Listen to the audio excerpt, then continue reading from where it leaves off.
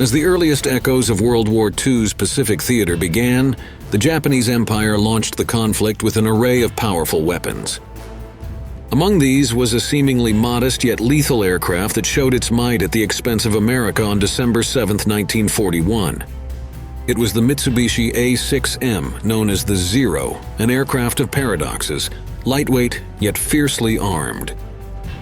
At Pearl Harbor, the model soared through the Pacific Ocean skies with a maneuverability that commanded both awe and fear from all who encountered it. This, coupled with a range never seen before, made the aircraft reign supreme in the entire world, initially tipping the scales. However, as the conflict wore on, the Allies began to unravel the Zero's secrets. What started as the ultimate weapon quickly found itself outpaced by rapidly advancing enemy technology. The very attributes that once made the Zero nearly invincible soon marked its decline, relegating it from a feared combatant to a desperate tool in kamikaze missions. In 1929, after a stint in Europe, Jiro Horikoshi, a young but promising Japanese aeronautical engineer, traveled to the United States to work as an acceptance inspector at the Curtiss plant in New York for a batch of P-6 Hawk aircraft ordered by the Empire. Horikoshi's exposure to Western aviation technology, particularly advanced manufacturing techniques, significantly shaped his engineering perspective. Upon returning to his homeland, these insights would later influence his innovative aircraft design approach. At that time, the United States and the Empire of Japan were on relatively good terms, but geopolitical tensions were about to escalate.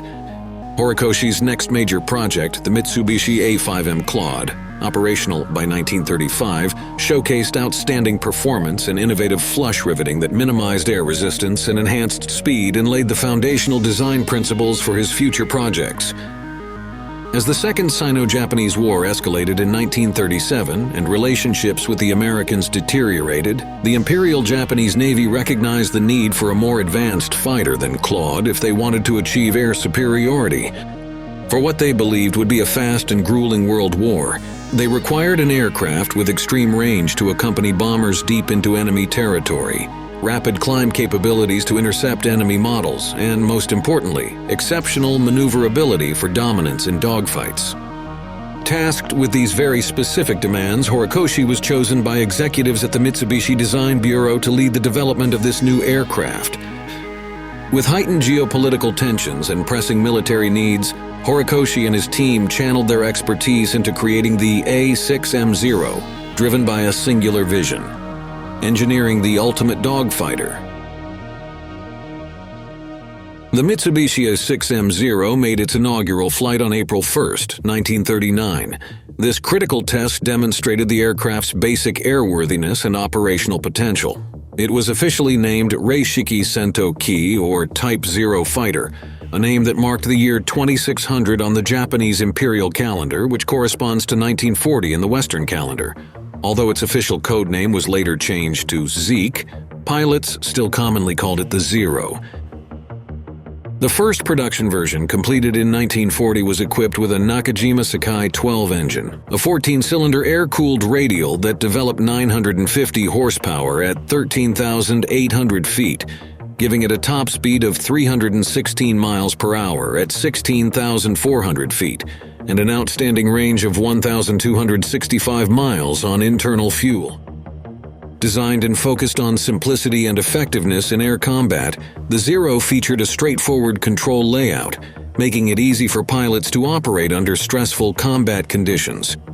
The aircraft's engine and systems were strategically arranged to facilitate quick maintenance and repairs, ensuring it could be rapidly prepared for sortie after sortie. One of the aircraft's distinctive features was its revolutionary 360-degree view canopy, second only to the British Westland Whirlwinds. Though not a true bubble, this design offered pilots unparalleled visibility and reduced drag, enhancing combat effectiveness. While the canopy could be opened in flight, it could not be jettisoned, making parachute egress challenging.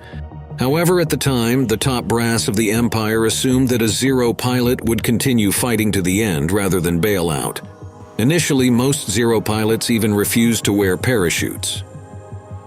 By the late 1930s, Japanese aviation faced a critical challenge. While American, British, and German manufacturers were producing engines with power outputs up to 2,000 horsepower, Japan's capabilities were limited to radials ranging from 800 to 1,000 horsepower, like the first production model. In response, Jiro Horikoshi embarked on a radical approach to design, prioritizing extreme lightness to compensate for the lack of power. The end result, as described by author Mark R. Patey, was a model, quote, "dainty as a dragonfly and dangerous as a rapier." According to a 1945 article about the Zero, quote, "Nothing has been spared to keep weight down, neither excessive man-hours to manufacture complex units nor increasing maintenance difficulties for ground crews." This ethos of efficiency was a hallmark of Mitsubishi's approach to Zero's design. By attempting to reduce every possible gram of weight, Horikoshi chose the unconventional approach of drilling holes throughout the aircraft's internal airframe. This technique startled many orthodox engineers due to its stark departure from common design norms. When loaded with full fuel and ordnance, a typical Zero weighed about 5,500 pounds, significantly lighter by about 1,871 pounds compared to its primary adversary, the Grumman F4 Wildcat, which weighed 7,426 pounds. To further reduce weight, the Zero's main wing spar, traditionally the heaviest part of an aircraft, was crafted from a newly developed zinc-aluminum alloy known as Super Ultra Duralumin.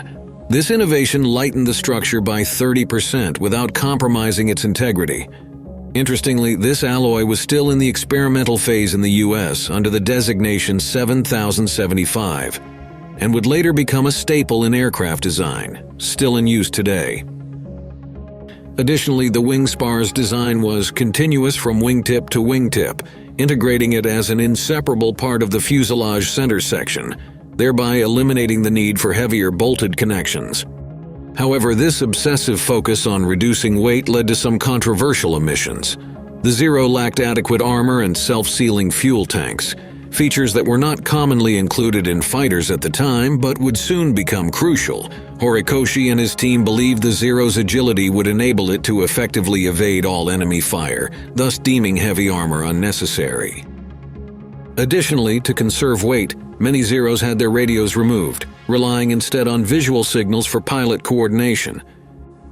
Following the successful initial testing and the resolution of issues identified during early flights, 15 pre-production aircraft were manufactured and swiftly put into service, urgently dispatched to the front lines in China by July 1940 to test their performance in real combat scenarios. In July 1940, the first batch of Zeros was deployed with the 12th Rengo Kokutai. The Zeros quickly achieved their initial air-to-air victories on September 13, 1940, when 13A-6M2S, led by Lieutenant Saburo Shindo and escorting 27 G-3M Nell bombers, engaged 34 Soviet-built Polikarpov fighters of the Chinese Nationalist Air Force over Chongqing. The models were highly maneuverable, yet not as fast as the Zeros. Japanese pilots claimed to have shot down all 27 Chinese aircraft without sustaining any losses. This initial success highlighted the Zero's capability as the world's first long-range escort fighter, a role it fulfilled during numerous missions over China even before the outbreak of the Pacific War.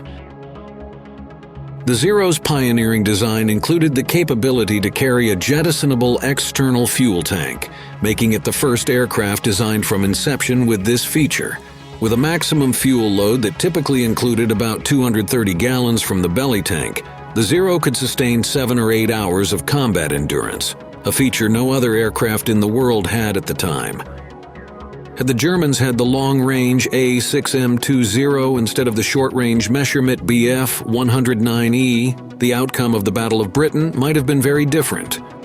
In its first year of combat, particularly in its early missions over China, the Zero was credited with destroying 44 Chinese aircraft in the air, while only 2 Zeros were lost to anti-aircraft fire.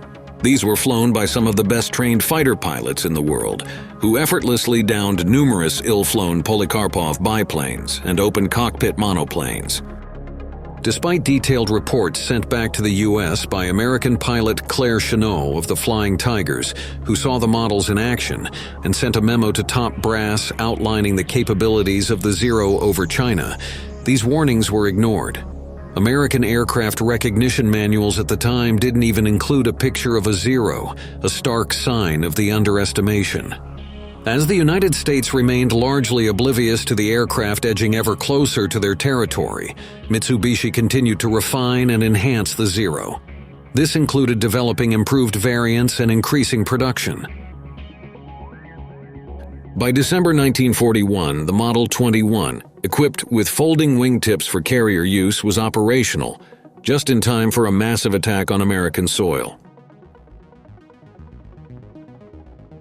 At the outbreak of the Pacific War, 328 Zeros were ready for combat. Despite some concerns about the quantity available, the Zero was pivotal to the Empire's decision to attack Hawaii. Sure enough, during the Pearl Harbor attack on December 7, 1941, Mitsubishi A-6M0 fighters were instrumental, providing air cover and striking critical targets, delivering a severe blow to the American fleet. The Zero swiftly overwhelmed all Allied air resistance as the conflict expanded to Southeast Asia and across the Pacific. For the first 6 months of the war, the Zero reigned supreme in the skies. No Allied fighter could match it. Japanese intelligence rated one Zero as worth 2 to 5 of the enemy's fighters of the time. Zeros often appeared so far from any Japanese-controlled land that Americans were compelled to search for the carrier they presumed the aircraft had launched from. The Zero's armament, featuring 2 heavy wing-mounted 20mm cannons and 2 cowl-mounted 7.7mm machine guns, was a significant part of why it was so feared. Its trump card, however, was maneuverability. American pilots rarely survived close, twisting dogfights with skilled Japanese flying the Zero. Designed for dogfighting, the Zero excelled at tight turns, essential for the aerial circle chases that defined combat in the late 1930s, allowing it to get behind opponents easily. Very few Allied pilots could live to tell the tale of a Japanese encounter. The Zero's unmatched agility was due to its engine placement near the cockpit, optimizing weight distribution and enhancing balance. This arrangement positioned the center of gravity near the cockpit as a pivot for sharper maneuvers. The compact engine design reduced the fuselage length, decreasing weight and improving agility. Additionally, the Zero's low wing loading allowed for quicker pitch, roll, and yaw movements, providing combat superiority. As aviation historian William Green wrote at the beginning of the theater, the Zero, quote, created a myth, the myth of Japanese invincibility in the air. Its successive appearance over every major battle area in the opening days of the war seemed to indicate that the Japanese possessed unlimited supplies of this remarkable fighter, and its almost mystical powers of maneuver and ability to traverse vast stretches of water fostered the acceptance of the myth of its invincibility in Allied minds. In June 1942, a Mitsubishi A-6M20 made an emergency landing on Akutan Island after a raid on Dutch Harbor. The pilot, Flight Petty Officer Koga Tadayoshi, was forced down due to damage. The downed Zero was later discovered by a U.S. Navy patrol and eventually transported to San Diego despite challenges posed by its non-detachable wings. In California, the Zero underwent thorough evaluations, revealing its strengths in combat and its significant limitations. It was not particularly strong, fast, effective in a dive, or heavily armed. This insight helped Allied forces understand and exploit the weaknesses of the Zero. As the war progressed, it became clear that Horikoshi's team had maximized the design's potential, with only minor enhancements possible, such as armament improvements and automatic fire extinguishers. The Japanese had anticipated a short, decisive war, training only hundreds, then a few thousand pilots annually, in stark contrast to the United States, which was rapidly training tens of thousands of college graduates as pilots. American tactics evolved to avoid dogfights with Zeros, favoring hit-and-run attacks that utilize their aircraft's superior speed and firepower. This approach involved diving attacks followed by swift climbs to safety, avoiding the Zero's main strength of maneuverability. By early 1943, the introduction of superior American fighters, such as the Lockheed P-38 Lightning, Vought F-4U Corsair, and Grumman F-6F Hellcat, signaled the end of the Zero's dominance. In a striking demonstration of this shift, Marine First Lieutenant Robert Hansen dramatically downed 20 Zeros in just 17 days in January 1944. Despite being severely outclassed, the Zero continued to be used until the end of the war, predominantly as a kamikaze aircraft armed with 550-pound bombs. Although many kamikazes were intercepted, several succeeded in breaching U.S. defenses, inflicting considerable damage on Navy vessels. Delays in developing successors like the Shiden, Raiden, and Reppu proved costly. By the time Japan intensified efforts to produce these advanced fighters, shortages in raw materials and the displacement of skilled workers from bombing raids hindered production. Some Zeros were adapted for home defense against American bombers, and a few A6M5S were even modified to operate as night fighters with upward-firing cannons, though with limited success. A final variant, the A6M8C, equipped with a Kinsey 62 radial engine capable of 1,560 horsepower, providing a top speed of 355 miles per hour at 19,680 feet and an improved climb rate, was just entering production as the war drew to a close. In total, 10,936 Zero fighters of various types were produced, and despite its eventual eclipse by more advanced Allied aircraft, no one could deny that, for a minute, the Mitsubishi A6M Zero stood as the premier dogfighter in the world.